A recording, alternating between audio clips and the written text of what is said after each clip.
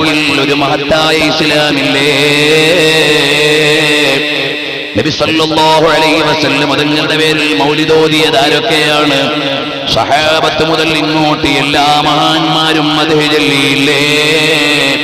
ഹബീബായ നബി തങ്ങളുടെ പ്രകീർത്തനങ്ങൾ പാടിയില്ലേ, പറഞ്ഞില്ലേ? അതുപോലെ മഹാന്മാരായ ഇമാമുകളാകുന്ന ലക്ഷക്കണക്കിന് മഹാന്മാര് ജീവിച്ച മഹത്തായ ഇസ്ലാമിനെ തെറ്റായ ഇസ്ലാമാണെന്ന് പറഞ്ഞാൽ അത് വലിയൊരു അപരാധമല്ലേ? യാ അയ്യുഹല്ലദീന ആമനൂ ആമിനൂ, ഓ ഈമാനുള്ള ജനങ്ങളെ, നിങ്ങൾ ഈമാനിൽ നിത്യശ്രദ്ധയുള്ളവരാകണം. അവസാന കാലമാകുമ്പോൾ ഈമാൻ തെറിച്ചു പോകുന്ന കാലമാണ്. രാവിലെ ഒരാൾ മുസ്ലിമാണ്, വൈകുന്നേരം അയാൾ കാഫിറാണ്. ആ നിലക്ക് മാറി മറിയുന്ന കാലമാണ്. അലൈക്കും ബിസുന്നതി വസുന്നത്തിൽ ഖുലഫാഇർ റാഷിദീൻ അൽ മഹ്ദിയീൻ. 4 ഖലീഫമാര് ജീവിച്ച, മഹാന്മാരായ സ്വഹാബത്ത് ജീവിച്ച, മഹാന്മാരായ ഇമാമുകൾ പഠിപ്പിച്ചു തന്ന മഹനീയമായ ഇസ്ലാമിന്റെ പാരമ്പര്യ വഴിയിലൂടെയാണ് നീങ്ങേണ്ടത്. ഉമ്മമാരെ, ഇന്ന് പള്ളിയിലേക്ക് പെണ്ണുങ്ങളെ വിളിച്ചുകൊണ്ട് പോകാൻ വലിയ മത്സരമാണ്. ആയിഷ റളിയല്ലാഹു അൻഹാ മദീനത്തെ പള്ളിയിൽ ജമാഅത്തിന് കൂടിയിട്ടില്ല, ഒരു ജുമഅക്കും കൂടിയിട്ടില്ല. ഒരു ജുമഅക്കോ ഒരു ജമാഅത്തിനോ ആയിഷ ബീവി മദീനത്തെ പള്ളിയിൽ കൂടിയില്ല. മദീനത്തെ പള്ളിയോട് ചേർന്നുള്ള റൂമിലല്ലേ ആയിഷ ബീവി താമസിച്ചത്? എന്നിട്ട് എന്തേ ആ പള്ളിയിലേക്കൊന്ന് ജമാഅത്തിന് ഇറങ്ങാഞ്ഞത്? എന്തേ അവിടെ ഒരു ജുമഅക്ക് ഇറങ്ങാഞ്ഞത്? അങ്ങനെ പോയില്ലെന്ന് ആരാണ് പറഞ്ഞത്? അതേ ഖുറൈശി കുടുംബത്തിൽപ്പെട്ട ഇമാമുന ശാഫിഈ റളിയല്ലാഹു അൻഹു അല്ലേ പറയുന്നത്? മാ റഅയ്തു അഹദൻ മിൻ നിസാഇൻ നബി സല്ലല്ലാഹു അലൈഹി വസല്ലം വബനാതിഹി. നബി സല്ലല്ലാഹു അലൈഹി വസല്ലം തങ്ങളുടെ പെൺമക്കളിൽ നിന്ന് ആരെങ്കിലുമോ ഭാര്യമാരിൽ നിന്ന് ആരെങ്കിലുമോ ഒരു ജുമഅക്കോ ഒരു ജമാഅത്തിനോ പങ്കെടുത്തില്ല. അത് പുണ്യമുള്ളതാണെങ്കിൽ അവരല്ലേ പങ്കെടുക്കേണ്ടത്. അത് വലിയ പ്രതിഫലമുള്ളതാണ്, സ്ത്രീകൾ ചെയ്യേണ്ടതാണെങ്കിൽ അവരല്ലേ ചെയ്യേണ്ടത്. പക്ഷേ ആ ഉമ്മമാര് ഇറങ്ങിയില്ല. എന്റെ പ്രിയമുള്ള സഹോദരന്മാരെ, എന്റെ പ്രിയമുള്ള സഹോദരിമാരെ, നമുക്ക് പാരമ്പര്യപരമായ ഒരു ഇസ്ലാമുണ്ട്. അതിൽ നിന്ന് തെറിച്ചു പോകാൻ പാടില്ല. ഫർളായ നിസ്കാരത്തിന് നിങ്ങൾ പള്ളിയിൽ വരാൻ അല്ലാഹു തആല പറഞ്ഞില്ല സഹോദരിമാരോട്. ജുമഅക്ക് പള്ളിയിൽ വരാൻ പറഞ്ഞില്ല. ലസ്ന മിൻ അഹ്ലിൽ ജുമഅത്തി വൽ ജമാഅത്ത്, അവർ ജുമഅ ജമാഅത്തുകൾ നിലനിർത്തേണ്ടവരല്ല. ഫർളായ നിസ്കാരത്തിന് പള്ളിയിൽ വരാൻ നിങ്ങളോട് പറഞ്ഞില്ല, ജുമഅക്ക് വരാൻ നിങ്ങളോട് പറഞ്ഞില്ല. എന്നാലുണ്ടോ തറാവീഹിന് കെട്ടി പൊതിഞ്ഞിറങ്ങുന്ന ചില ഉമ്മമാരുണ്ട്. തറാവീഹിനും ഇറങ്ങിപ്പോയി ജമാഅത്തിന് പോകാൻ ഇസ്ലാം അവരോട് പറഞ്ഞിട്ടില്ല. സ്ത്രീകളുടെ ഏറ്റവും നല്ല പള്ളി ഏതാണ്? അവരുടെ വീടിന്റെ ഉള്ളിലെ അവരുടെ സ്വകാര്യ മുറിയാണ്. ഇതല്ലേ നബി സല്ലല്ലാഹു അലൈഹി വസല്ലം തങ്ങൾ പഠിപ്പിച്ചത്. ഈ 4 മദ്ഹബിന്റെ ഇമാമുകളിൽ ആരുടെയെങ്കിലും ഭാര്യമാര് ജുമഅ ജമാഅത്തുകൾക്കോ തറാവീഹിനോ വീട് വിട്ടുപോയോ, പള്ളിയിലേക്ക് പോയോ? ഇല്ല, ഇല്ല. അവര് വിവരമില്ലാത്തവരായിരുന്നില്ല. വലിയ ഹദീസ് പണ്ഡിതകൾ വരെ ഉണ്ടായിരുന്നു. മാലിക് ഇമാം തങ്ങളുടെ മകളാരാണ്? വലിയ പണ്ഡിതയായിരുന്നു. നഫീസത്തുൽ മിസ്രിയ റളിയല്ലാഹു അൻഹ ആരാണ്? അന്നത്തെ വലിയ ഹദീസിന്റെ ഗ്രന്ഥമായ മുവത്ത പഠിച്ചിരുന്ന, ഫത്വ കൊടുക്കാൻ അർഹതയുള്ള മഹദിയായിരുന്നില്ലേ നഫീസത്തുൽ മിസ്രിയ റളിയല്ലാഹു അൻഹ? അവരൊരു ജുമഅക്കും ജമാഅത്തിനും പോയില്ലെന്ന് മാത്രമല്ല, രാജ്യത്തിന്റെ ഭരണാധികാരി വന്ന് വീടിന്റെ വാതിൽക്കൽ നിന്നിട്ടും ഇറങ്ങിച്ചെന്നില്ല. എന്റെ പ്രിയമുള്ള സഹോദരങ്ങളെ, അതുകൊണ്ട് നിങ്ങളോട് ഞാൻ ഓർമ്മപ്പെടുത്തുന്നത്, ലാ ഇലാഹ ഇല്ലല്ലാഹ്, അല്ലാഹു അല്ലാതെ ആരാധനക്കർഹനില്ല. അത് നമ്മുടെ അടിസ്ഥാനമാണ്, അത് നമ്മുടെ പ്രമാണമാണ്, അത് നമ്മുടെ വാദമാണ്. മുഹമ്മദുർ റസൂലുള്ളാഹ്, അത് നമ്മുടെ തെളിവാണ്. ഷഹാദത്തിന്റെ വാചകത്തിന്റെ ഭാഗമാണ്. അതുകൊണ്ട് എന്റെ ഉമ്മമാരോട്, സഹോദരിമാരോട്, സഹോദരന്മാരോട് എല്ലാവരോടും ഓർമ്മപ്പെടുത്തുന്നത് തഖ്വയോടെ ജീവിക്കണേ, ഈമാനിൽ അടിയുറച്ചുകൊണ്ട് മുന്നോട്ട് പോണേ. എന്റെ ഉമ്മമാരോട് ഞാൻ ഒന്ന് രണ്ട് വാക്കുകൂടി പറയട്ടെ.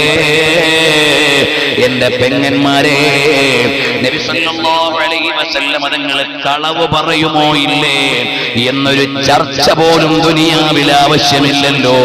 സത്യം മാത്രം പറഞ്ഞ നേതാവല്ലേ. നമ്മളെ പോലെ അശ്രദ്ധമായി ജീവിച്ചവരാണോ അമ്പിയാക്കന്മാര്? അല്ല. ആ അമ്പിയാക്കന്മാരുടെയും നേതാവായ, മഅ്സൂമുകളുടെ നേതാവായ നബി സല്ലല്ലാഹു അലൈഹി വസല്ലം തങ്ങൾ പറഞ്ഞ ഒരു വാക്ക് ഒരിക്കലും പൊള്ളായി മാറില്ലല്ലോ. എന്റെ ഉമ്മമാരോട്, പെങ്ങന്മാരോട് പറയാണ്, ഒരിക്കലും കളവിന് സാധ്യതയില്ലാത്ത സത്യം മാത്രം പറഞ്ഞ നബിതങ്ങൾ പറഞ്ഞില്ലേ, നിങ്ങളുടെ ശരീരത്തിന്റെ നിറമോ നിന്റെ ശരീരത്തിന്റെ വണ്ണമോ വർണ്ണമോ കാണുന്ന വിധത്തിൽ വസ്ത്രം ധരിച്ചാൽ നിസാഉൻ കാസിയാത്തുൻ ആരിയാത്ത്, വസ്ത്രം ധരിച്ചിട്ടുണ്ട് പക്ഷേ ധരിക്കാത്തതുപോലെയാണ് എന്ന് പറഞ്ഞാൽ ചിലപ്പോ ഉള്ളിലുള്ളത് കാണാൻ പറ്റുന്ന നൈസ് വസ്ത്രം ധരിക്കുന്നവരാണ്. അല്ലെങ്കിൽ ഇന്ന് കുറച്ച് ബനിയൻ ടൈപ്പ് ചുരിദാർ ഇറങ്ങിയിട്ടുണ്ട്, ബലൂൺ പോലെ വലിച്ചു കയറ്റി നടക്കുന്നത്. എന്റെ പെങ്ങന്മാരെ, കാലിന്റെയും കൈയുടെയും ശരീരത്തിന്റെയും ഘടനകൾ ചുളിവ് തെറ്റാതെ, വടിവ് തെറ്റാതെ, മറ്റുള്ളവർക്ക് മനസ്സിലാകുന്ന നിലക്കുള്ള വസ്ത്രം ധരിച്ചാൽ ലാ യദ്ഖുലുൽ ജന്ന, അവര് സ്വർഗത്തിൽ കടക്കുന്നതല്ല. വലാ യജിദിന റീഹഹാ, ആ സ്വർഗത്തിന്റെ സുഗന്ധം പോലും അവർക്ക് ലഭിക്കില്ലെന്ന് അള്ളാന്റെ റസൂല് സല്ലല്ലാഹു അലൈഹി വസല്ലം തങ്ങൾ പറഞ്ഞില്ലേ. എന്നിട്ട് പെൺമക്കൾക്ക് അത്തരം വസ്ത്രം വാങ്ങിക്കൊടുക്കുന്ന വാപ്പാ, നിങ്ങൾ മക്കളോട് ചെയ്യുന്നത് ക്രൂരതയാണ്. ബുദ്ധിയും തന്റെ ഇടവുമൊക്കെയുള്ള പെങ്ങളെ, നിനക്ക് ഹബീബായ നബിതങ്ങളോട് സ്നേഹമുണ്ടെങ്കിൽ, ആ ഹബീബായ സല്ലല്ലാഹു അലൈഹി വസല്ലം തങ്ങളുടെ വാചകങ്ങളോട് ബഹുമാനമുണ്ടെങ്കിൽ, നീ ആ വൃത്തികെട്ട വസ്ത്രധാരണത്തിൽ നിന്ന് മാറി അല്ലാഹുവിന്റെ ദീന് പഠിപ്പിച്ച രീതിയിലേക്ക് വരണേ. അതുപോലെ എന്റെ ഉമ്മ പെങ്ങന്മാരെ, പള്ളിയിലേക്ക് ജുമഅക്ക് ജമാഅത്തിന് പോകാൻ ഇസ്ലാം നിങ്ങളെ വിളിച്ചിട്ടില്ല. വീട്ടിൽ വെച്ച് നിസ്കരിക്കുകയാണ് വേണ്ടത്. അതുപോലെ തന്നെ മഹാന്മാരായ അമ്പിയാക്കൾ, ഔലിയാക്കളുടെ മഖ്ബറകൾ, മഹാന്മാരുടെ ബറക്കത്ത് തേടിയിട്ട് സന്ദർശിക്കൽ സ്ത്രീകൾക്ക് നല്ലതാണ്. പക്ഷേ അതിന്റെ പേരിൽ ഔറത്ത് തുറന്നിട്ട് തെരുവിൽ ഇറങ്ങാൻ ഇസ്ലാം പറഞ്ഞിട്ടില്ല. അന്യപുരുഷന്മാരുടെ കൂടെ കറങ്ങാൻ ഇസ്ലാം പറഞ്ഞിട്ടില്ല. ചില നാടുകളിലൊക്കെ ഉണ്ട്, വെക്കേഷൻ ആകുമ്പോ ഏർവാടി യാത്ര, മുത്തുപേട്ട യാത്ര, 40 ദിവസത്തെ യാത്ര, ആണും പെണ്ണും കൂടിക്കലർത്തിയിട്ട് ബസ്സിൽ ആളെ ഒപ്പിച്ച് യാത്ര നടത്തുന്ന ചില ടൂറുകാരുണ്ട്. അങ്ങനെ ഒരു യാത്രാ പരിപാടിയിൽ ഇസ്ലാമിന്റെ ഒരുപാട് നിയമങ്ങളെ ലംഘിക്കുന്നുണ്ട്. അന്യ പുരുഷനും അന്യ സ്ത്രീയും അതാ ഇടകലർന്ന് യാത്ര ചെയ്യുന്നുണ്ട്. സ്ത്രീകൾ മാന്യമായി ഔറത്ത് മറക്കാതെ യാത്ര ചെയ്യുന്നുണ്ട്. അത് നമുക്ക് പ്രോത്സാഹിപ്പിക്കപ്പെടാൻ പറ്റുന്ന കാര്യമല്ല, അത് നാട്ടിൽ നടപ്പിലാക്കേണ്ട കാര്യമല്ല. ചില നാടുകളിലെ ഉറൂസ് എന്ന പേരിൽ, ചന്ദനക്കുടത്തിന്റെ പേരിൽ പല പല കുലുമാലുകളും ബഹളവും നടക്കുന്നുണ്ട്. അതിന് പണ്ഡിതന്മാരും ഉത്തരവാദികളല്ല, ആലിമീങ്ങൾ ഉത്തരവാദികളല്ല. ഞങ്ങളെ കൊണ്ട് കഴിയും പോലെയെല്ലാം അനാചാരങ്ങൾക്കെതിരെ ശബ്ദിക്കാറുണ്ട്. തെക്കൻ കേരളത്തിൽ വലിയ അനാചാരങ്ങൾ നടക്കുന്ന ഒരു ഉത്സവമാണ് ഭീമാപ്പള്ളിയുടെ ഉറൂസിനോട് ചേർന്ന് നടക്കാറുണ്ടായിരുന്നത്. ഞാൻ ആ ഭീമാപ്പള്ളി മഹലിന്റെ പരിധിയിൽ പോയി അതിനെതിരെ സംസാരിച്ചിട്ടുണ്ട്. അവിടുത്തെ ഭാരവാഹികളോട് ഞാൻ സംസാരിച്ചിട്ടുണ്ട്. മതപ്രഭാഷണത്തിന് വിളിച്ചപ്പോൾ പല അനാചാരങ്ങളും ഉള്ള കാരണത്താൽ വരാൻ പറ്റില്ലെന്ന് പറഞ്ഞിട്ടുണ്ട്. കാഞ്ഞിരമുറ്റത്ത് ഞങ്ങൾ പോയി അവിടെ നടക്കുന്ന അനാചാരങ്ങൾക്കെതിരെ അതിന്റെ അടുത്ത് വെച്ചു തന്നെ ഞങ്ങൾ വ്യക്തമായി സംസാരിച്ചിട്ടുണ്ട്. ഞങ്ങൾ പണ്ഡിതന്മാര് പറഞ്ഞ ദീൻ എടുത്തു പറയുന്ന മുതഅല്ലിമീങ്ങളാണ്. എങ്ങനെയാണ് മഹാന്മാരുടെ അനുസ്മരണം നടത്തേണ്ടത് എന്ന് പ്രായോഗികമായി ഞങ്ങൾ കാണിച്ചു കൊടുത്തിട്ടുണ്ട്.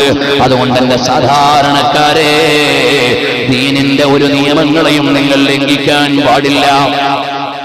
ഇടയിൽ ഇങ്ങനെ പോകുന്നുണ്ട്, വല്ലാത്ത കഷ്ടം തന്നെ. ഇസ്ലാമിന്റെ പേരിൽ അസ്മാ രീതിയിലുള്ള ചികിത്സകൾ ഉണ്ട്, അതില്ല എന്നല്ല. വെള്ളം മന്ത്രിക്കലുണ്ട്, നൂല് മന്ത്രിക്കലുണ്ട്, ഫാത്തിഹ ഓതിയിട്ട് ഊതലുണ്ട്. ചില ആളുകൾ അതിന്റെ പേരിൽ ചൂഷണം നടത്തുന്ന കള്ളമന്ത്രവാദികളുണ്ട്. ചിലർ അതിന്റെ പേരിൽ ജ്യോത്സ്യന്മാരുടെ അടുക്കൽ പോകുന്നവരുണ്ട്.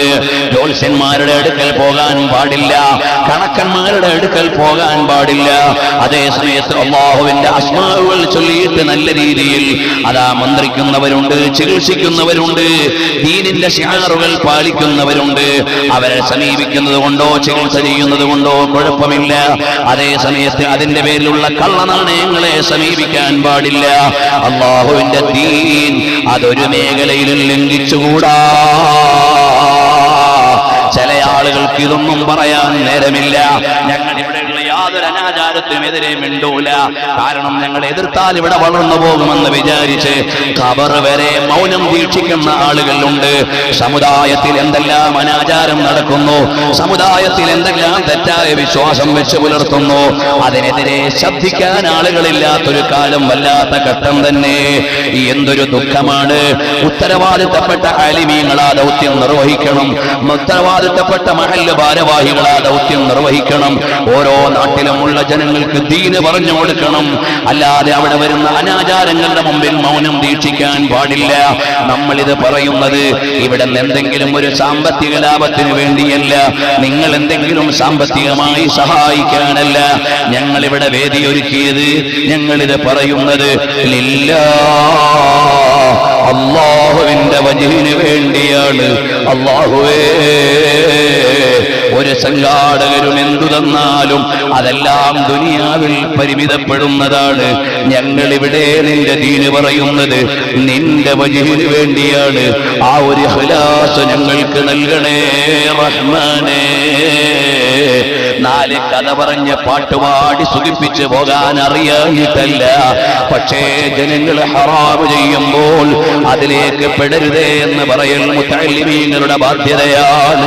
നാട്ടിലുള്ള മുസ്ലിമീങ്ങളെ മുഴുവനും മുശ്രിക്കാക്കി തള്ളുമ്പോൾ അത് കടുത്ത തെറ്റാണെന്ന് തിരുത്തി പറഞ്ഞു കൊടുക്കൽ നമ്മുടെ ബാധ്യതയാണ്. അതേ സമയത്ത് ചില ആളുകൾ ചില നാടുകളിൽ വരുന്നുണ്ട്, ആരെയും വെറുപ്പിക്കണ്ടെന്ന് വിചാരിച്ചുകൊണ്ട് ഏത് ബാത്തില് കണ്ടാലും മിണ്ടാതിരിക്കുന്നവർ, ഏത് ബിദ്അത്ത് വന്നാലും കുലുങ്ങാതിരിക്കുന്നവർ, ഏത് തോന്നിവാസം കണ്ടാലും എതിർക്കാതിരിക്കുന്നവർ, വല്ലാത്ത ദുരന്തമല്ലേ. കല്യാണ വീടുകളിൽ എന്തെല്ലാം പേക്കൂത്തുകളാണ് റബ്ബേ നടക്കുന്നത്. എന്തേ ഇവിടെ ഉത്തരവാദിത്തപ്പെട്ടവർ മൗനം ദീക്ഷിക്കുന്നത്? വല്ലാത്ത കഷ്ടം തന്നെ. അതാ സിനിമയെ തോൽപ്പിക്കുന്ന വീഡിയോ സംവിധാനങ്ങളല്ലേ ഇന്ന് ഓഡിറ്റോറിയങ്ങളിൽ കല്യാണം നടത്തുമ്പോൾ ഈ സമുദായത്തിന്റെ രക്ഷിതാക്കൾ വെച്ചുകൊണ്ട് കൊണ്ടാടുന്നത് കടുത്ത ഹറാമല്ലേ. പുതിയ പെണ്ണൊരുങ്ങുന്നതും പുതിയാപ്പള വന്ന് പാല് കൊടുക്കുന്നതും പുതിയ പെണ്ണിന്റെ ഉമ്മയിരുന്ന് ആടുന്നതും ടിവിയിലൂടെ ഓഡിറ്റോറിയത്തിന് മുമ്പിൽ കാണിച്ചിട്ട് അനാചാരത്തിന് കൂട്ടുനിൽക്കുന്ന ഉമറാക്കളെ, അത് വ്യാപകമാകും മിണ്ടാതിരിക്കുന്ന ഖതീബുമാരെ. സമുദായം ഒരുപാട് തെറ്റ് ചെയ്യുമ്പോഴും മിണ്ടുന്നത് ശരിയല്ലെന്ന് വിചാരിച്ച് മൗനം ദീക്ഷിക്കുന്ന ഉത്തരവാദിത്വമുള്ളവരെ, അല്ലാഹുവിന്റെ ദീൻ ഇങ്ങനെ പൊളിയുന്നത് മിണ്ടാതെ കൈകെട്ടിയിരിക്കാൻ പറ്റുമോ? ഒരാൾ കൊല്ലം ജില്ലയിൽ എന്നെ വളരെ പ്രാധാന്യത്തോടെ കല്യാണത്തിന് ഞാൻ അയാളോട് പറഞ്ഞു, നിങ്ങളുടെ കല്യാണത്തിന് ചിലപ്പോൾ നമുക്ക് വരാൻ പറ്റില്ല, കാരണം നിങ്ങൾ വീഡിയോയും അതും ഇതും ഒക്കെ ഉണ്ടാക്കിയിട്ടുണ്ടാവും, പിന്നെ വന്നിട്ട് വെറുതെ പ്രശ്നമാണ്. അപ്പോൾ നിങ്ങൾ ദീനിയായി നടത്തിയാൽ നമ്മുടെ സ്ഥാപനത്തെ വല്ലാതെ സഹായിക്കുന്ന ഒരാൾ കടം വരുമ്പോഴൊക്കെ സാമ്പത്തിക വായ്പ വാങ്ങാൻ ലക്ഷക്കണക്കിന് രൂപ സഹായിച്ചു. അയാളുടെ മകളുടെ കല്യാണം വിളിക്കാൻ. അപ്പോൾ ഞാൻ അയാളോട് പറഞ്ഞു, നിങ്ങൾ സ്ഥാപനത്തിന് സഹായിക്കുന്നു, അത് നിങ്ങൾക്ക് ആഹ്റത്തിൽ കൂലിട്ടാൻ. നിങ്ങൾ തന്നില്ലെങ്കിൽ വേറെ ആരും അല്ലാഹുവാണ് തരുന്നത്. പക്ഷേ നിങ്ങളുടെ മകളുടെ കല്യാണത്തിന് അനാചാരങ്ങൾ ഉണ്ടായാൽ ഞങ്ങൾ മുത്തഅല്ലിമീങ്ങളും വരില്ല. നിങ്ങളോട് ദീന് പറഞ്ഞു തരൽ ഞങ്ങളുടെ ബാധ്യതയാണ്. നിങ്ങളോട് വലിയ സ്നേഹമുള്ളത് കൊണ്ട് നന്നായി ദീന് പറഞ്ഞു. അതുകൊണ്ട് നിങ്ങൾ കല്യാണത്തിന് ദീനിയായ ചിട്ടയിൽ നടത്തിയാൽ ഞങ്ങൾ വരും. സംഭാവന നിങ്ങൾ തന്നില്ലെങ്കിൽ വേറെ ആരും. അള്ളാഹുവാണ് ഇത് നടത്തുന്നത്. ഇത് അള്ളാഹുവിന്റെ ദീന് പഠിപ്പിക്കാനുള്ളതാണ്. ആ പറയുന്ന സമയത്ത് ഞാൻ 5 ലക്ഷം റുപ്യ അദ്ദേഹത്തിന് കൊടുക്കാൻ നന്നായി അദ്ദേഹത്തോട് പറഞ്ഞു കൊടുത്തു. എന്നിട്ടും അദ്ദേഹത്തിന് കൊടുക്കാനുള്ള സംഖ്യ കല്യാണത്തിന് മുമ്പ് കൊടുക്കേണ്ട സമയത്ത് കൊടുത്തു. അൽഹംദുലില്ലാഹ് ആ സഹോദരൻ നല്ല ദീനിയായ ചിട്ടയിൽ വിവാഹ ചടങ്ങുകൾ നടത്തി. ഇങ്ങനെ പറഞ്ഞാൽ ആളുകൾ ഉൾക്കൊള്ളും. പക്ഷേ പറയേണ്ട ആളുകൾ മൗനം ദീക്ഷിക്കുകയാണ്. വല്ലാത്ത കഷ്ടമാണത്. അങ്ങനെ ഈ നാട്ടിന്റെ പരിസരത്ത് ഒരു കല്യാണത്തിന് വിളിച്ചു. ഞാൻ അയാളോട് വിളിക്കുമ്പോഴേ പറഞ്ഞു, നിങ്ങൾ ഇങ്ങനെ ലക്ഷം കണ്ടിട്ട് അവിടെ എന്തെങ്കിലുമൊക്കെ കാട്ടിക്കൂട്ടും, അതുകൊണ്ട് ഞങ്ങൾ വന്നാൽ ശരിയാവില്ല. ഇല്ല, ഞാൻ നല്ല നിലക്ക് എല്ലാ ആലിമ്യങ്ങളും മുത്താലിമ്യങ്ങളും ഒക്കെ വരണമെന്ന് വിചാരിച്ചു നല്ല ചിട്ടയിൽ നടത്തുകയാണ്. ഞാൻ യഥാർത്ഥത്തിൽ അന്ന് ഡൽഹിയിലാണ്.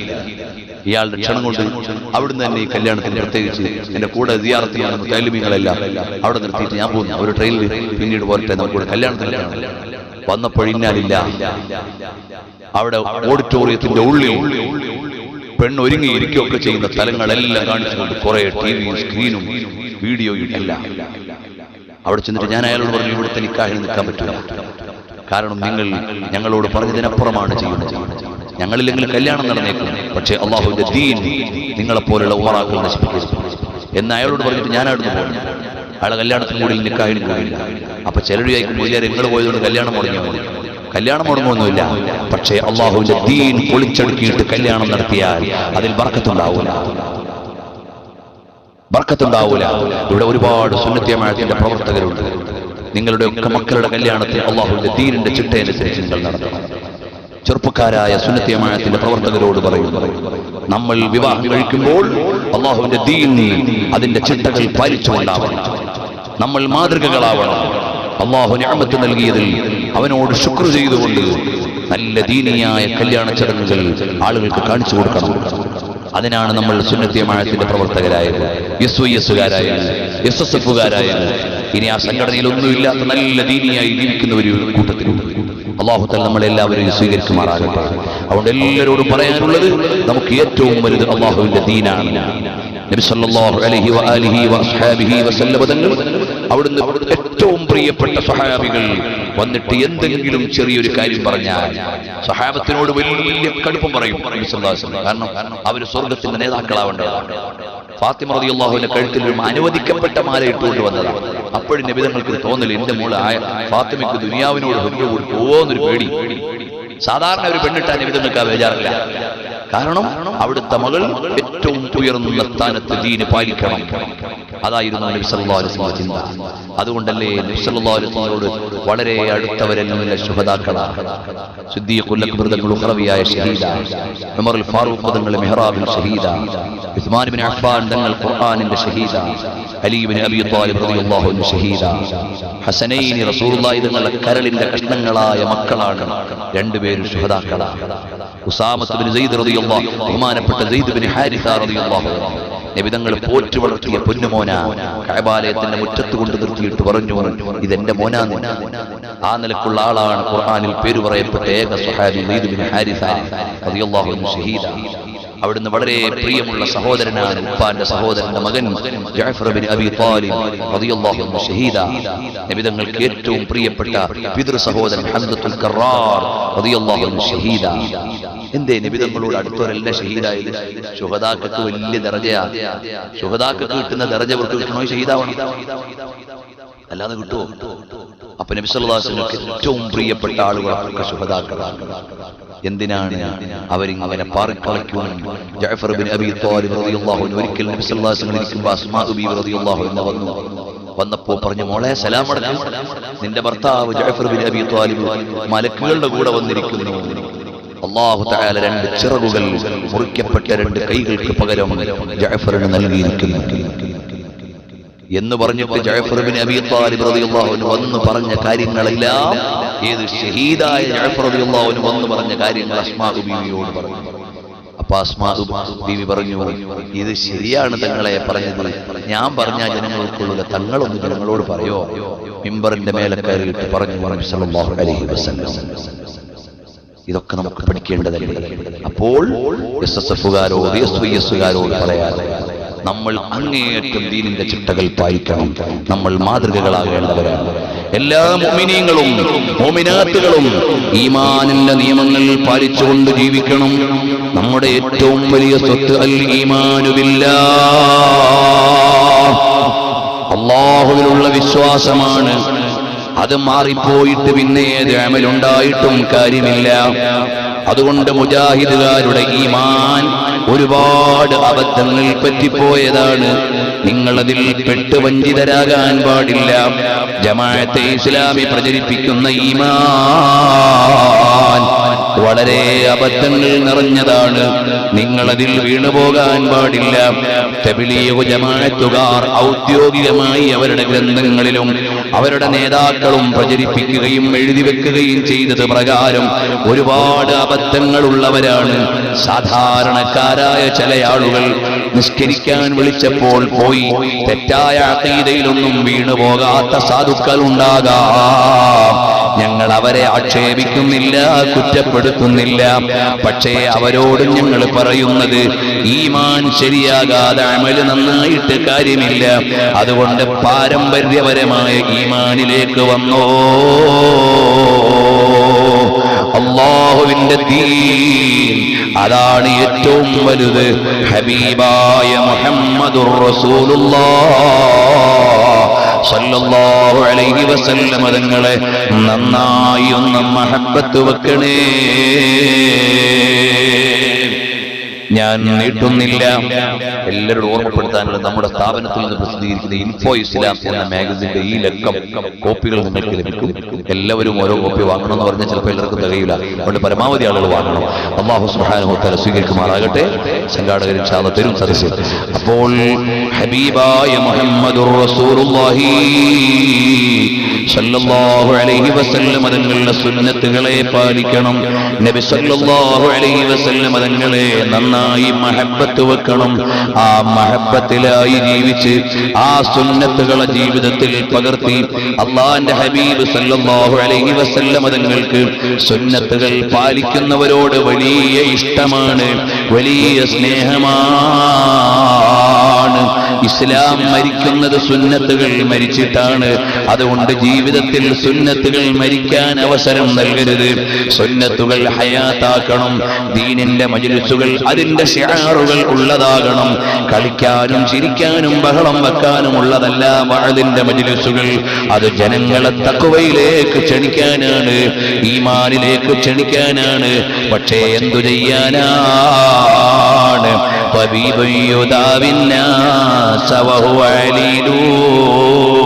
ഇന്ന് വഅദ് പറയുന്ന സാധുക്കളായി ഞങ്ങൾ രോഗികളായി പോയി. ഡോക്ടർ തന്നെ രോഗിയായാൽ എന്തൊരു അത്ഭുതമാണ്. നമ്മുടെ മുൻഗാമികൾ വഅദ് പറഞ്ഞപ്പോൾ നമ്മൾക്ക് ഈമാൻ വർദ്ധിച്ചിട്ടുണ്ട്. തഴവാ ഉസ്താദൊക്കെ വഅദ് പറയുന്ന സദസ്സിൽ ഒരുപാട് ആളുകൾക്ക് അമലുകൾ ചെയ്യാനുള്ള താല്പര്യം വർദ്ധിച്ചിട്ടുണ്ട്.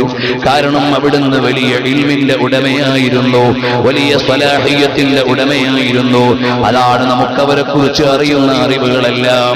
ഇന്ന് വഅദ് പറയുന്നവർ തന്നെ വളരെ വളരെ കുറവുകളുള്ളവരാണ്.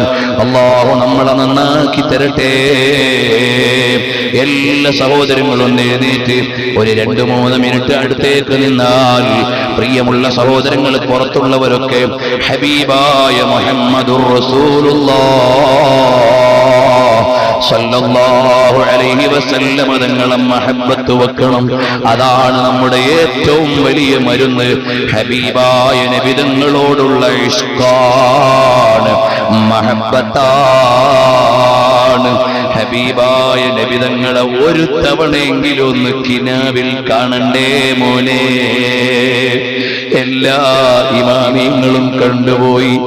എന്തേ നിങ്ങളെല്ലാ സദസ്സിലും റസൂലുള്ളാഹി സ്വല്ലല്ലാഹു അലൈഹി വസല്ലം തങ്ങളെ സ്വപ്നത്തിൽ കാണുന്ന കാര്യം പറയുന്നത്? ചില ആളുകൾക്ക് അതിന്റെ മധുരമറിയില്ല, ചില ആളുകൾക്ക് അതിന്റെ രസമറിയില്ല. അവരോട് കുറ്റം പറഞ്ഞിട്ട് കാര്യമില്ല. രാവിലെ ഒരു കാമുകനും ഒരു കാമുകിയും തെരുവിലൂടെ ഇങ്ങനെ കമന്റ് അടിച്ചു പോവുകയാണ്. കണ്ടു നിൽക്കുന്ന ആളുകളോ അവരാക്ഷേപിക്കുകയാണ്. പക്ഷേ അവരനുഭവിക്കുന്ന ഒരു രസമുണ്ട്. അതാണ് അവർ ആസ്വദിച്ചുകൊണ്ട് നടക്കുന്നത്. അത് തെറ്റായ വഴിയായിരിക്കാം. പക്ഷേ സ്വാലിഹീങ്ങളെയും നബിതങ്ങളെയും ഇഷ്ടം വെച്ച ആളുകൾ അനുഭവിക്കുന്ന ഒരു മധുരമുണ്ട്, ഒരു രസമുണ്ട്. അത് അനുഭവിക്കേണ്ട രസമാണ്. അത് പറഞ്ഞു തരേണ്ട രസമല്ല, അത് കൊള്ളേണ്ട രസമാണ്. അല്ലാഹുവേ, ആരെങ്കിലും ഒരാൾ അല്ലാഹുവിനെയും റസൂലിനെയും ആരെങ്കിലും ഒരാൾ അല്ലാഹുവിനെയും റസൂലിനെയും ഏറ്റവും ഇഷ്ടപ്പെട്ടാൽ വഖദ് ദാഖ ഹലാവത്തൽ ഈമാൻ, അവൻ ഈമാനിന്റെ മധുരം രുചിച്ചവനാണ്. വല്ലദീന ആമനൂ അശദ്ദു ഹുബ്ബൻ ലില്ലാഹ്, ഈമാനുള്ളവർ അല്ലാഹുവിനെ വല്ലാതെ ഇഷ്ടം വെച്ചവരാണ്. അല്ലാഹു എന്തൊരു ഔദാര്യവാനാണ്, നമുക്ക് എല്ലാം തന്ന റബ്ബല്ലേ. അവൻ തന്ന കിഡ്നിയുടെ വില അറിയുന്നത് അത് കേടുവരുമ്പോഴല്ലേ, അവൻ തന്ന ഹാർട്ടിന്റെ വില അറിയുന്നത് കംപ്ലൈന്റ് വരുമ്പോഴല്ലേ, അവൻ തന്ന കണ്ണിന്റെ വില അറിയുന്നത് കാഴ്ച കുറയുമ്പോഴല്ലേ. എന്തൊരു റബ്ബാണ്, എന്തൊരു റഹീമാണ്, എന്തൊരു ഔദാര്യവാനാണ്. അവൻ തന്ന വെള്ളം കുടിച്ച്, അവൻ തന്ന വായു ശ്വസിച്ച്, അവൻ തന്ന ഭൂമിയിൽ നടന്ന്, അവൻ തന്ന ഭക്ഷണം കഴിച്ച്, അവൻ വിലക്കിയ തെറ്റു ചെയ്തിട്ടും അവൻ നമ്മളെ ലോകത്ത് വെച്ച് ശിക്ഷിച്ചില്ലല്ലോ.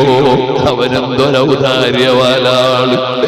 അവൻ തന്ന ഭക്ഷണം കഴിച്ചല്ലേ നമ്മൾ ജീവിക്കുന്നത്, അവൻ തന്ന വായു ശ്വസിച്ചല്ലേ നമ്മൾ ജീവിക്കുന്നത്. ആ ഖാലിഖായ റബ്ബ് ചെയ്യരുതെന്ന് പറഞ്ഞ പലതും ചെയ്തിട്ട് അവനോട് അവന്റെ നടപടിയെടുക്കുന്നവനായിരുന്നെങ്കിൽ, അവൻ ഔദാര്യമില്ലാത്തവനായിരുന്നെങ്കിൽ എനിക്കും നിങ്ങൾക്കും ഇവിടെ ജീവിക്കാൻ അവകാശമില്ല. എന്തൊരു റഹീമാണ്, എന്തൊരു റഊഫാണ്. അവൻ തന്നതിനെ കുറിച്ചൊന്നും ഞാൻ ചിന്തിച്ചില്ലല്ലോ. ചെറിയൊരു കാലുവേദന നിൽക്കുമ്പോൾ അനുഭവിച്ചപ്പോഴാണ് അവൻ ഇത്രയും കാലം തന്ന ആരോഗ്യത്തിന്റെ വിലയറിഞ്ഞത്. ചെറിയൊരു പള്ളവേദന വന്നപ്പോഴാണ് വേദനയില്ലാത്ത ദിവസങ്ങളുടെ കാര്യമറിഞ്ഞത്.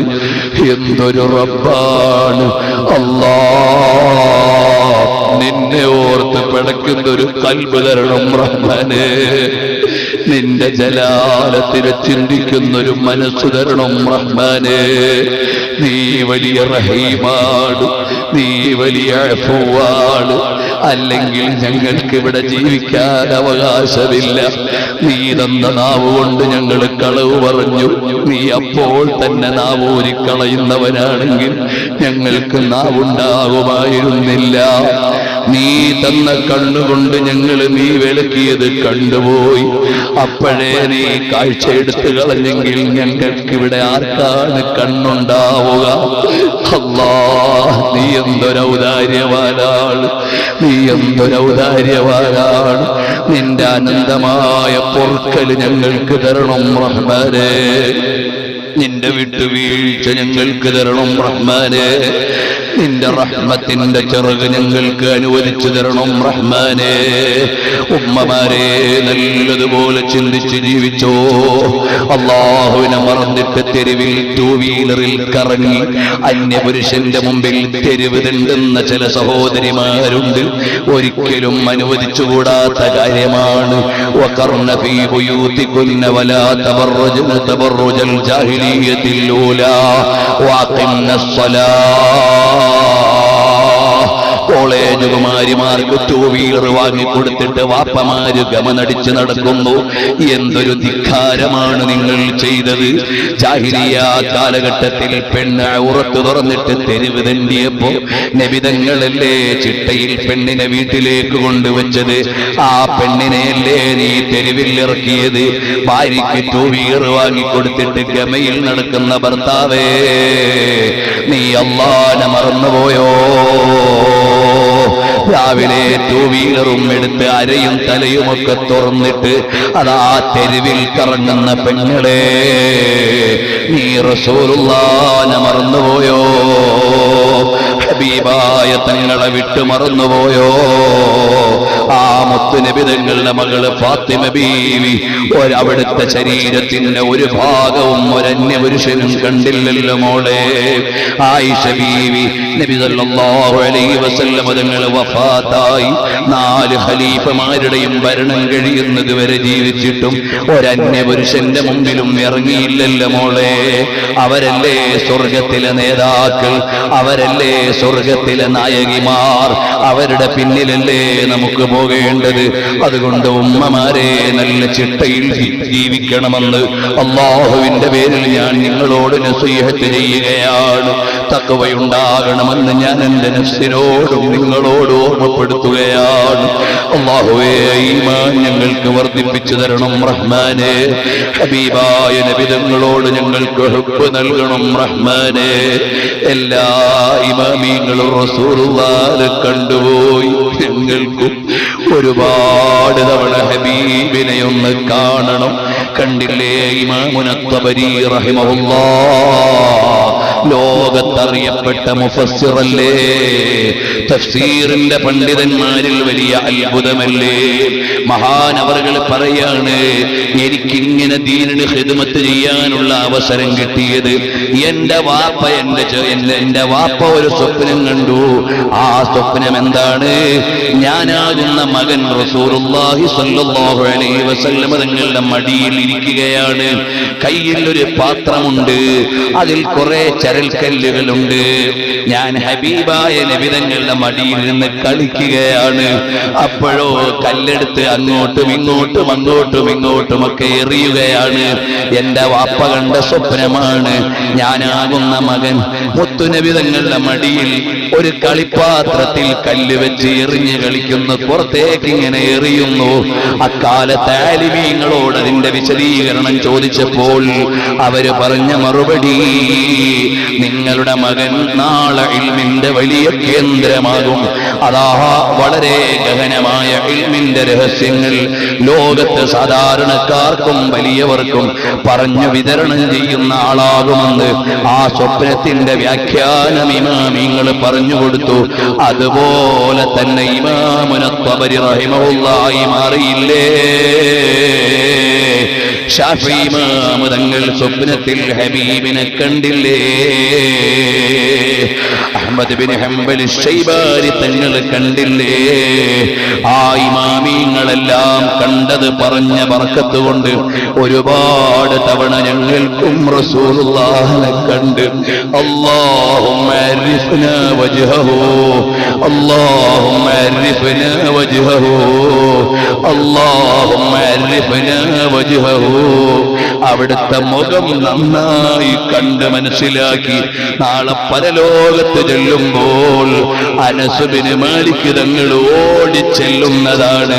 അനഹുവൈദി മുഖഉലൈ,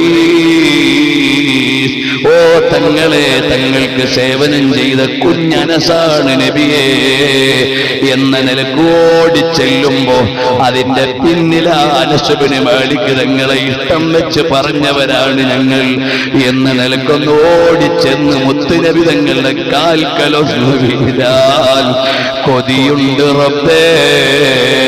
യോഗ്യതയില്ല, നീ ഔദാര്യം ചെയ്യണം റഹ്മാനേ, ഔദാര്യം ചെയ്യണം റഹ്മാനേ. ഉമ്മമാരെ നന്നായി സ്വലാത്ത് ചൊല്ലണം, തഖ്വയോടെ ജീവിക്കണം, അന്യപുരുഷന്മാരുമായി ഇടപെടരുത്, നിസ്കാരം ഖളാഅക്കരുത്, സീരിയൽ കണ്ട് നേരം കളയരുത്, അന്യപുരുഷന്റെ ജനാസ പോലും കാണരുത്, പുരുഷന്മാര് അന്യ സ്ത്രീകളുടെ ജനാസ കാണരുത്. ഇസ്ലാം വിലക്കിയ കാര്യമാണ്. ചിട്ടയോടെ ജീവിക്കണം, തഖ്വയോടെയാകണം.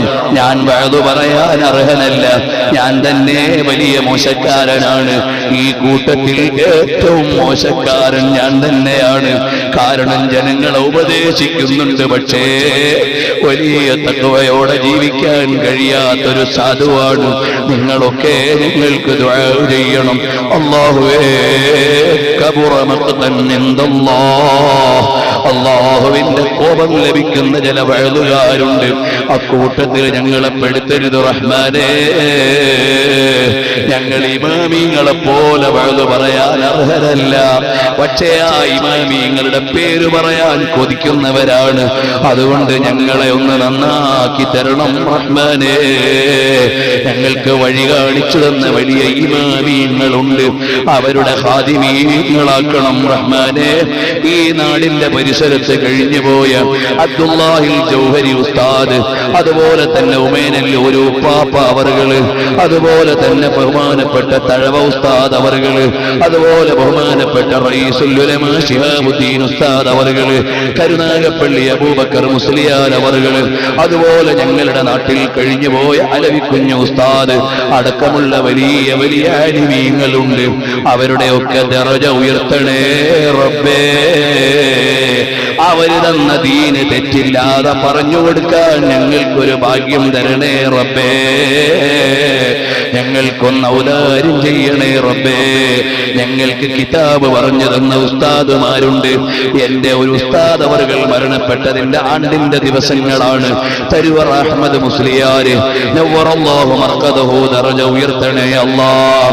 അതുപോലെ എന്റെ പ്രിയപ്പെട്ട പിതാവ് ബഹുമാനപ്പെട്ട അബ്ദുൽ ജലീൽ മുസ്ലിയാർ ഞങ്ങളുടെയൊക്കെ ഉസ്താദ് കൂടിയാണ്. അവിടുത്തെയും സ്ഥാനമാനങ്ങൾ അല്ലാഹുവേ ആഖിറത്തിൽ ഉയർത്തി കൊടുക്കണേ റബ്ബേ. ഇത് ഞാൻ പറയുമ്പോൾ സാധാരണക്കാരായ കൂട്ടുകാര്, വാപ്പമാര് മരിച്ചവരുണ്ട്, ഉമ്മമാര് മരിച്ചവരുണ്ട്, അവരുടെയും ഖബറ് നീ വെളിച്ചമാക്കണേ റബ്ബേ.